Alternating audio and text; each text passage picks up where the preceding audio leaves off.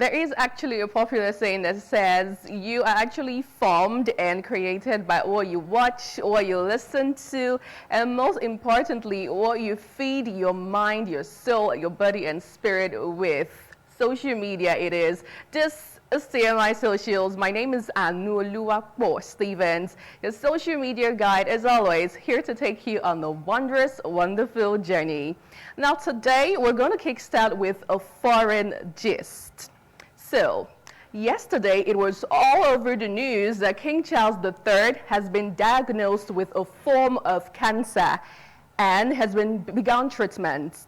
Now, Buckingham Palace said yesterday, just a week after he was discharged from the hospital for prostate surgery. Following the announcement, the 75-year-old Charles' estranged son, Prince Harry, made it known that he had spoken with the king about his diagnosis and would visit his father. His younger son, who now lives in California with his wife Meghan, said he will travel to see the king in the UK over the coming days. A source close to Harry was quoted as saying by the PA news agency. Now let's move over to how you reacted to the story on social media. This user says, even though he did Prince D, that's Prince Diana, wrong, I wouldn't wish cancer on anybody. May he have speedy, peaceful, and healthy recovery. That is what Sophisticated Barbarian, woo, what a name though, is saying this day. Another one here says, Nigerians and hypocrisy, 5 and 6. If na una president, na una go wish him speedy recovery. Well, if you know, you know. Moving over to another reaction. This one says, God save the king, amen. And Onyechi Favor says, in case anything happens to him, please, Williams, don't forget to chase away that side chick turned wife. Oh, wow. Well, hopefully nothing gets to happen to the king. That's the prayer right now on social media. And this one says, this is what transparency should be. I wish him speedy and quick recovery. Miss Portable has that one on Instagram. Do we have another? Okay. Now, there's a question here that says, will Camilla get kicked out of the palace? With a very, very big, gigantic question mark there. Well, only time will tell eventually, you know, as things unfold as regards King Charles's health. Now, let's move over to our national story. So yesterday in Minna, the Niger State capital, there were a series of protests over the high cost of living in the country. Now, blocking major roads within the metropolis, the protesters, including women and youth, were heard chanting protest songs, while security agents, including policemen, looked on. The protesters said the rising cost of food items and poor government efforts to arrest the situation forced them to block major roads so that the government would hear their cry. Let's have a feel of what went down in Minna yesterday.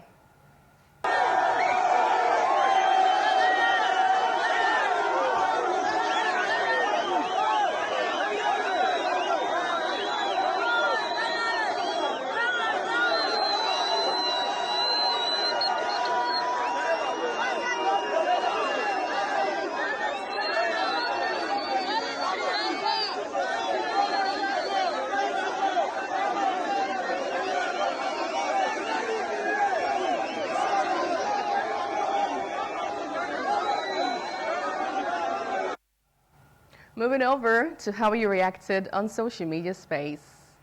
This one says, hunger doesn't know tribe, greed, or religion. Give power to whom you voted for. He can ameliorate the situation. You can never beat a child and force him not to cry. Nigeria, please listen to publicans before it is too late. Charles, whatever that means though. Moving over to another reaction. Brother Bobo says, problem is that this can't elevate the present predicament, but hopefully and prayerfully is to let it not continue as we experience day by day. Moving over to another one. Pastor David says, it is high time every state joined this protest. Even if we didn't vote who is there, it is still all of us that goes to the same markets and suffer the same high price of everything. We have to just unite and do something against this system that is affecting all regions. That's a whole lot of, wonderful stuff right there. And another one says, they squandered their 1K too soon. That was supposed to last 4 years. You all should learn to manage your funds and not to put the blame on the government too. Alrighty, well, if you know, on this particular comments as regards the story. Now moving over to another one I have for you. Yesterday as well, the federal government did say that they have begun enforcing the ban on importation, manufacture, distribution, sales, and the use of alcoholic beverages in sachet, PET, and glass bottles of 200 ml and below.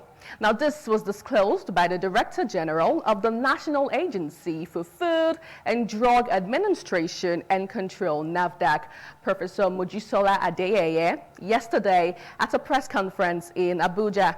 The agency announced that the deadline given to manufacturers of the mentioned products to cease production in sachet and PET bottles elapsed on the 31st of January 2024. It was actually a hilarious moment yesterday on the social media space, and really you should see this particular reactions. This one says, Nigerian and banning things that don't change the state of the economy. Let's have another one. T Lifestyle says, now here Agberos go step in for this mandate matter, and with the laughing out loud smiley right there. Moving over to another one. Please, when are they banning kidnappers? Troublemaker of Lala has that to say. And the laugh out loud, it's Daniela says, misplaced priority. That's what she thinks. Do you agree with her? Is the question. In business news, the governor of the Central Bank of Nigeria, Dr. Olayemi Cardoso, has said the Apex Bank, under his leadership, discovered invalid forex transactions amounting to $2.4 billion from over $7 billion backlog he inherited from his predecessor. The CBN governor, who revealed this in an exclusive interview, claimed that the transactions were regarded invalid because they were created with a lot of malpractices and infractions. Cardoso went ahead to say that the Apex Bank had settled about $2.3 billion and it remained only $2.2 billion as the remaining valid backlog.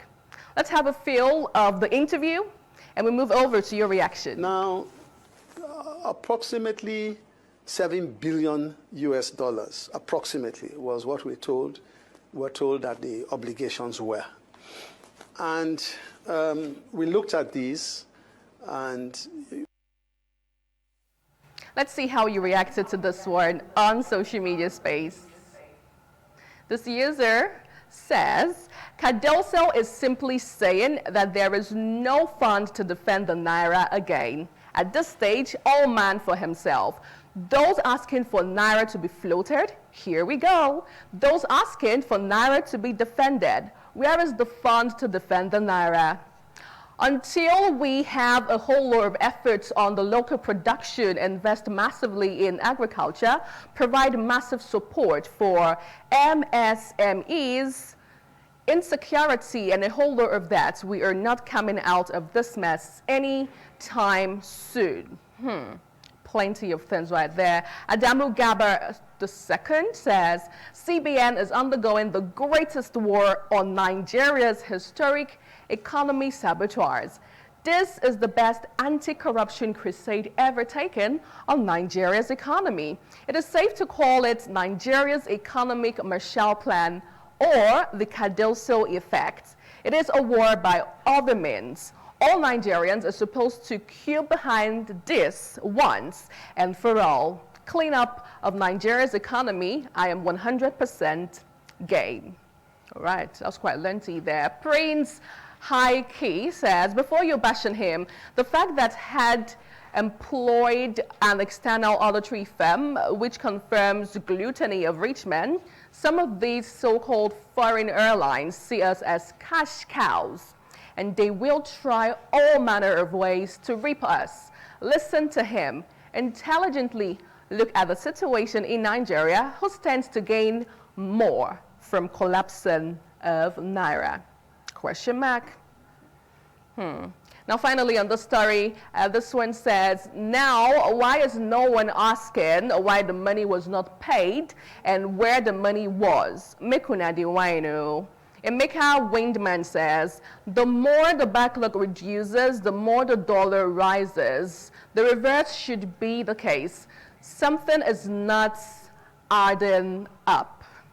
Now, moving over to another story on the footballing scene, Nigerians in South Africa have been warned to watch their jubilation should the Super Eagles defeat the Bafana of South Africa in the ongoing CAF, that's the CAF African Cup of Nations. Now, the warning was issued in a statement by the Nigeria High Commission in South Africa and cited by, a correspondent yesterday. Let's have your reaction to this one real quickly.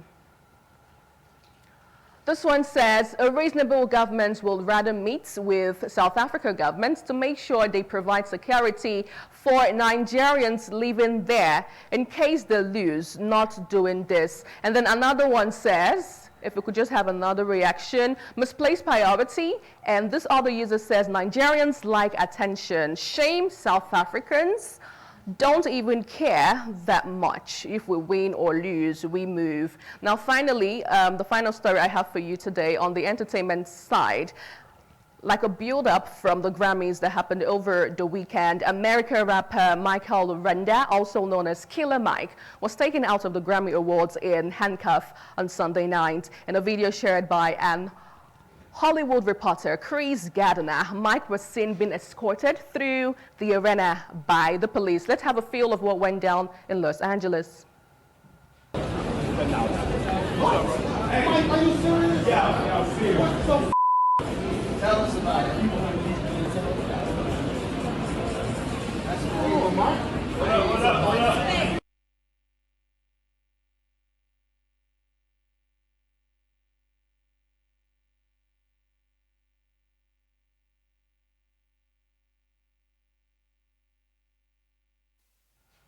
All right, so that's how we get to wrap up TMI Socials this morning. Thank you so much for joining me on this particular edition. I'll see you tomorrow. My name is Anuoluwapo Stevens. Have yourself a great day.